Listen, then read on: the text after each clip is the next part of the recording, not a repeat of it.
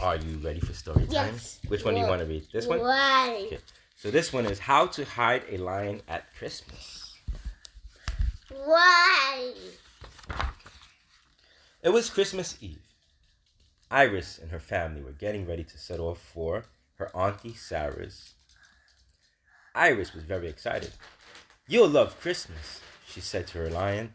The lion had lived with Iris ever since he arrived in town, and all the townspeople loved him. Why? But Mom and Dad said the lion had to stay behind. "You can't take a lion on a train," said Mom. "And the people in Auntie Sarah's town will be scared of him," said Dad. "Not if I hide him," said Iris. She tried squeezing him into her suitcase, but he was too big. She tried wrapping him up like a present, but it was too wriggly. She even tried covering him in decorations, but it was no good. "Poor lion," said Iris. "He'll be so lonely, all on his own." "Don't worry. He'll probably just sleep the whole time," said Dad. "And you can bring your toy lion to keep you company," said Mom. But Iris was still sad. She hated leaving her lion behind. The lion didn't like to see Iris unhappy. So, when the family set off to the train station, he followed them. Nobody noticed him as he sneaked onto the train and found a good place to hide among the luggage. Iris was looking sadly out the window, and the lion wanted to comfort her. But before he knew it, the train had rocked him to sleep. He was still fast asleep when the family reached their stop and got off the train. Auntie Sarah was there to meet him. "And Merry Christmas, Iris," she said. But Iris wasn't feeling very merry. She kept thinking about her lion, at home all alone. If only she knew the lion wasn't home at all. He was still on the train and heading far, far away into the night. When the lion woke up, he was very confused. The train had stopped, and everything was dark and quiet. Where had everyone gone? He crept down from his hiding place and tiptoed outside. He looked everywhere for Iris, but there was no one to be seen. He had to find her, but which way should he go? The lion looked back along the railway line. Perhaps, if he followed the tracks, they would lead him to Iris.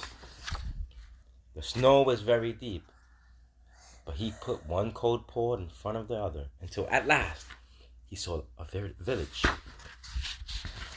In the main square, he saw a huge tree festooned with colored lights. People were singing all around it. Fa la la la la la la la. And perhaps Iris was singing with them. The lion crept closer. He found a hat and tried to blend in. But when he joined the singing, what came out was a roar.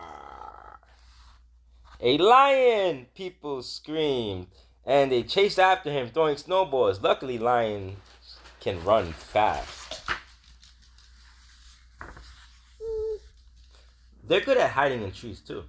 As the crowd ran past, the lion noticed something in an upstairs window. It looked like Iris's toy lion. Perhaps this was Auntie Sarah's house. He had to be sure. But how could he check without waking everyone up? Just then the lion saw a funny thing. A man in a red coat was climbing up and down all the chimneys. Maybe that's how the lion could get inside. But before he could try, there was a huge whoosh and a ho, ho, ho. And the man in the red coat swooped right over his head. And the lion slipped. Then all the snow slid off the roof.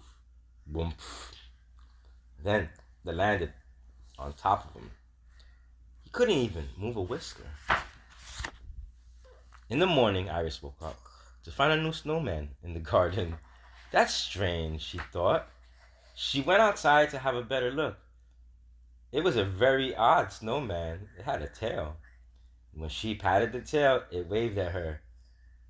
As fast as she could, she dug at the snow until she found Her lion!